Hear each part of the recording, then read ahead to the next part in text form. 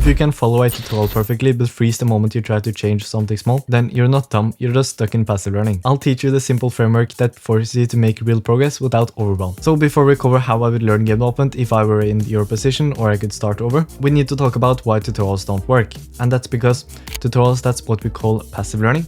And passive learning, it doesn't give us any understanding about the thing itself.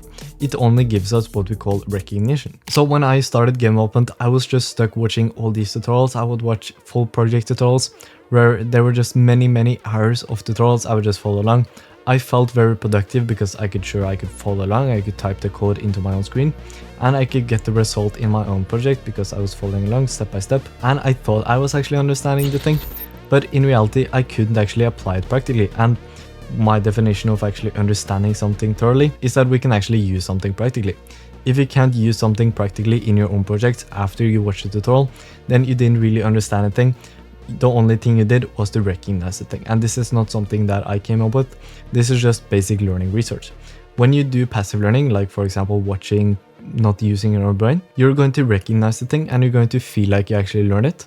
But you're not going to understand the thing and be able to use it practically. You're not going to know the in and outs of the thing that you actually do. You're just going to be able to follow along and you're going to be able to get this false sense of progress. Like you can imagine if I wanted to learn how to play the guitar and I only watched someone else play the guitar and I just tried to copy and replicate what I just watched as best as I could. I just replicated. I didn't try to do anything myself. I didn't play myself. I just watched this guy play the guitar and I just tried to move my fingers in the same position as the guy on YouTube. I wouldn't learn how to play guitar at all from that. I would maybe be able to remember a few notes, but since I didn't even use the notes practically, it's not going to be in my long-term memory in my brain. Maybe I'm going to remember it tomorrow because, well, it's like our brain can remember a few things, but we can't actually use them practically. We only learn when you actually do something. You can probably imagine when you had math in school.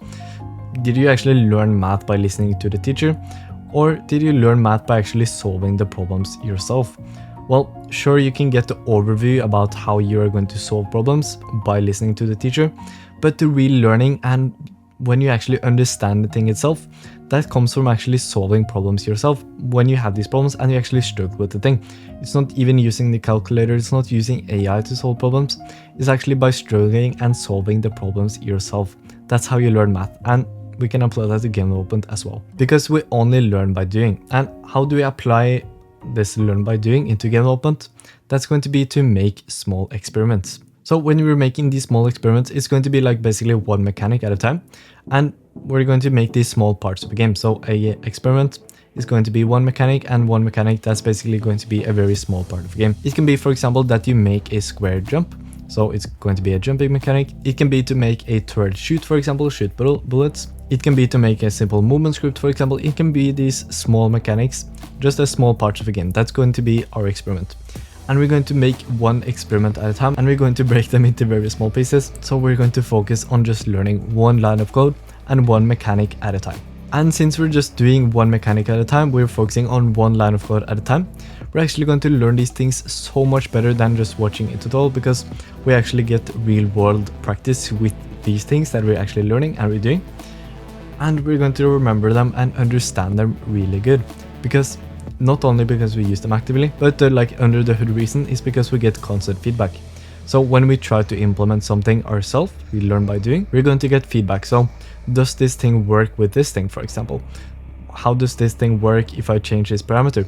We're going to get this real world understanding and this real world feedback about the thing that we're actually implementing, the specific lines of code I'm talking about, the specific lines of code that we're not going to get from watching a tutorial. You can probably imagine if you watch a tutorial about a jumping mechanic and you implemented this line that actually adds the force, which makes the player move upward.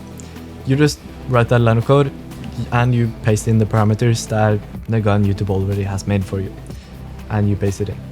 Well, you're not going to actually learn what that line of code does, because you're not going to be able to experiment, you're not going to be able to understand what these parameters in the thing is and what happens when you do this other thing. You need to actually experiment with something to get feedback from it and struggle with actually applying it yourself to actually understand something and be able to have it in your long-term memory. And this is not only what worked for me, it's actually grounded in real learning research. outside of game development. It's just how our brain works. It has been researched that active learning is overwhelmingly more effective in these fields. Like for example, learning game development, it might be a little different from learning Spanish or learning languages, for example. But in these fields like game development, active learning is so much more effective. They received one study that said that active learning, it was 80% more effective for actually remembering something than passive learning. So you can imagine that 80% better by doing active learning. And this is not just remembering something. Okay, sure, we're going to remember it, but we're actually going to apply it. And that's the most important thing, to actually apply something, not just remember it. And that's what active learning and learn by doing is going to do to us, that tutorials is not going to do. So now I'm going to tell you like specifically how you're going to use this framework to actually learn game development, because it was only after I implemented this that I made real progress. I remember I started by making C++ projects and I started doing this, and then I applied it to game development, and I just learned game development so quick, and I finished my first game in just a few months, which is something that I spent years just into the hall. I didn't build a single player mechanic even. So you're going to make progress so much quicker if you apply this. But first, I just want to say that these things I'm going to tell you now is going to be taken directly from what SmartIndie is built upon. SmartIndie, it's the step-by-step, week-by-week blueprint where you go from someone that's stuck in tutorial all the way through finishing and releasing your first little game. You can publish it to Google Play, App Store, itch.io, whatever you want. I have experience in all of them, so if you have any questions about the release. And since SmartIndie is still in its early phases, you're going to have access to the community where you can post your questions, and other members, or even including me, I'm going to reply because it's in its early phases. I'm going to reply to you if you have any questions. You can make a post, you can ask questions about the release, anything that might happen throughout the way. We're going to reply and we're going to help you so that you're guaranteed to release your first game. So if you want to learn more, it's the first link in the description. Either way, I'll tell you specifically how you can apply this active learning to game development to learn so much faster than you ever did before. Okay, so to implement active learning and this struggling that we talked about into game development, I've made what I call the struggle, build, repeat framework.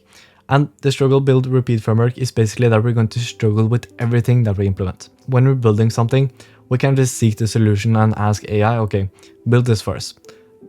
That defeats the whole purpose of building, because then we just build it, sure, but we didn't struggle with the thing. We didn't actually try to apply it ourselves. So that defeats the whole purpose.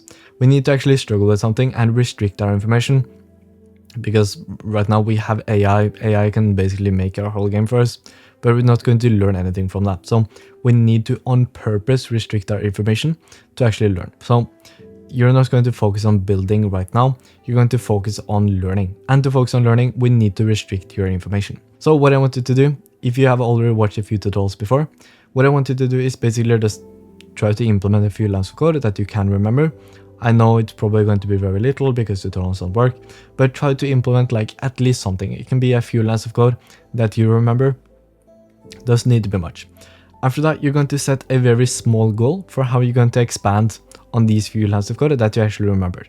So for example, you're going to set a goal to do one thing. It can be literally one line of code that you're going to try and figure out how to do. And the reason why this is so effective is that when you struggle with the thing, you're not only going to learn like the thing that you're trying to do, but you're also going to learn like so many other things as well, and how you're actually going to think like a developer, how you're going to solve problems. You're going to learn so many other skills and maybe other lines of code as well, which you experiment with. You're going to learn so many different things from just struggling and restricting your information and trying to figure out the thing yourself. So as I said, just set the goal to figure out one very specific thing that you're going to do, and then just repeat that until you have like a simple mechanic, a simple prototype that you can make, and then you can start over. After you made like after you've done this like a few times, you made like a few lines of code a lot of times, and it makes sense for you to start over in a new project with all the new knowledge that you have. So this new project is going to be better. Don't have it as your main priority to just build right now. Have it as your main priority to learn while you build. So your priority is learning, and then the byproduct of that is going to be build. It's not going to be reversed. Focus on learning right now. And while learning, you're going to build, because that's going to be the byproduct. It's not going to be the main project. I think I could say that, yeah.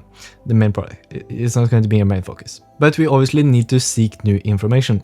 So I'm not just going to tell, okay, turn off your internet forever and then just figure everything out yourself for the rest of your life. That's not what I'm going to tell you. What I'm going to tell you is to first struggle with the thing. try to figure out the thing that you set your mind to, the goal that you have. Try to figure it out for around 10 to 20 minutes, I usually say. Before you Google, don't use AI, don't use tutorials, don't use guide. Use Google, not the AI Google even. Use Google official documentation. Stack Overflow, these dry discussions, documentations. Use these. And try to find the one specific thing. Don't search for the entire mechanic that you're trying to make. Search for the one specific line of code that you tried and you set your mind to, and the goal that you set, basically. Just the one specific goal that you have. Not the entire thing, just search for that one specific line. So if you're, for example, one line of code that you try to implement and you try to guess your way through and struggle your way through. If that, for example, was to jump, specifically to jump, the process of moving upward, not the input, not the variables, whatever, just to move the player upward, that's going to be how to make the player jump upward or add force in your game engine, so Unity, for example, 2D, 3D, whatever. That should be your Google search, not how to make a jumping player. Don't search for that. Search for a specific thing. So maybe 50% of the time you're going to need to Google, but since you tried at least for 10-20 minutes beforehand, before you Googled, you're going to still have learned even though you Googled, and you're still going to remember this Google search much better, because this is going to be a rare occasion and you still need to think about how you're going to implement this line of code into your mechanic that you have in your IDE. So it's still going to be struggling, but the ideal scenario is that you struggle for around 9 minutes, let's say, and then you figure the thing out. And you tried and experimented so many different things throughout the way, so you learned just so many things while experimenting and while you were trying. That's the best case scenario, but we obviously need new information anyway. You are a beginner, you need new information. So it's not a defeat to search on Google. That's not the defeat. It's how we're going to search new information is by not being able to figure the thing out ourselves, and then we're going to Google. So I think that's everything you need to know. Just a little reminder, SmartIndie is the first link below if you want to take game development seriously and you want to release your first game in only 60 days, 100% guaranteed. You're going to have the week by week blueprint. So yeah, I'll leave that to you. So if you want to check it out, first link in the description, or you can click the video on screen right now. So goodbye.